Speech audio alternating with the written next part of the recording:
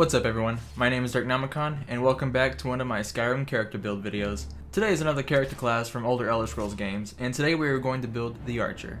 Light on their feet to help sneak around enemies, a strong sword arm to keep the enemies at bay with each swing, and a steady aim to keep his crossbow leveled as he takes aim to drop his foes before they could even get a good look at his face.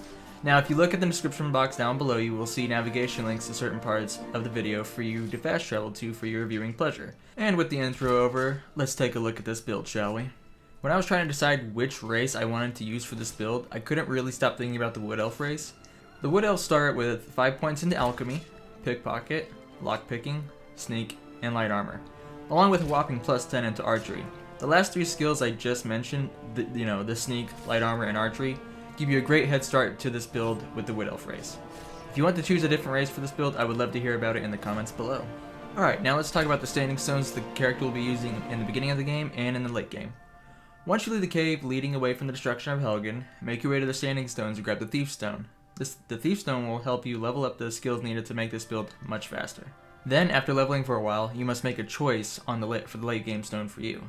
The 2 choices that I felt really helped this build are the Ashnok Stone, which grants you 50 points of extra magicka, the ability to absorb 50% of any magic thrown at you, and it also reduces your magicka regeneration by 50%. We are only really going for the magic absorption with the Ashnok Stone. And as for the second option, we have the Lord Stone. This stone grants the user 50 points of damage resistance and a plus 25% to magic resistance. Not as strong as the magic blocking department, but really nice with blocking normal damage. Quite the choice, but either one benefits the user in its own way. Have fun deciding! Alright, now onto the factions this class will be joining. Being an elf in Skyrim has its ups and downs. For the Wood Elf, he loves being in Skyrim.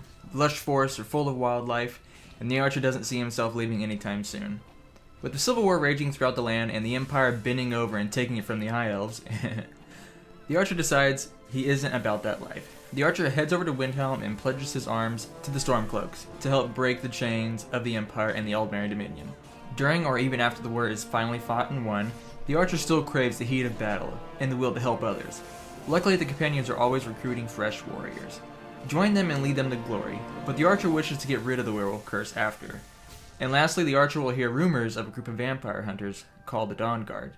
And since there have been more and more recent vampire attacks in the major cities, he will feel obligated to join the fight. Alright, now let's quickly go over the stats.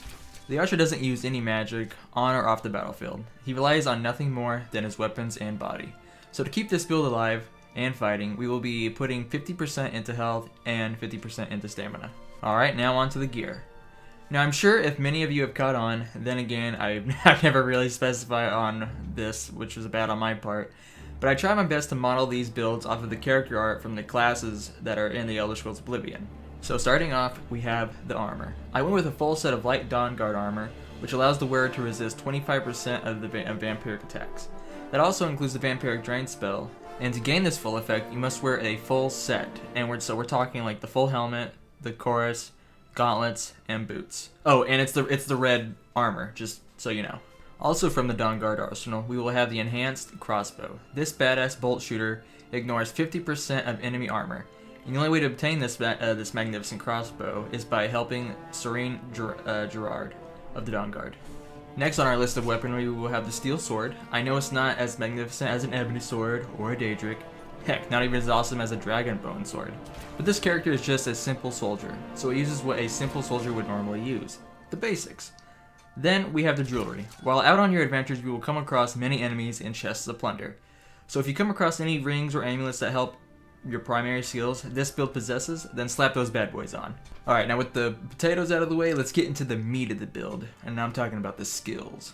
Alright, first in the archery tree we have all 5 of overdraw, all 3 of critical shot, eagle eye, both of steady hand, power shot, hunter's discipline, ranger, quick shot, and bullseye. Next in the one-handed skill tree we have all 5 of armsman, fighting stance, all 3 of bladesman, and savage strike. Over in the sneak skill tree we will get all 5 of stealth, backstab, deadly aim, muffled movement, light foot, silent roll, and silence. Then over in the light armor skill tree, we will get all 5 of agile defender, custom fit, unhindered, windwalker, matching set, and deft movement. And the last skill we will be working on is blacksmithing. Grab steel, elven, and advanced armors. Alright, now with all the skills out of the way, we can talk about the companion that can travel with you. Now, although the archer would prefer to get in and out quietly and effectively during missions, that doesn't mean he isn't against having backup. Since you'll be part of two main factions that find honor and glory fighting for other people, take either one of the companions or a member of the Dawn Guard with you on your journeys. And that's it, the Archer class from Oblivion. I hope you enjoyed this week's Skyrim character build, and I would love to hear about what you thought in the comments below. I would also like to thank you if you watched the video all the way to the end. I really appreciate it. Please leave a like or dislike, possibly think about subscribing to my channel for more builds and miscellaneous gameplay from other titles, or, don't subscribe if you don't feel like it. Also, feel free to share this video with your friends and family who enjoy Elder Scrolls series and who are always looking for a character build that they've always wanted to try. Thanks again, and I will see you in my next video.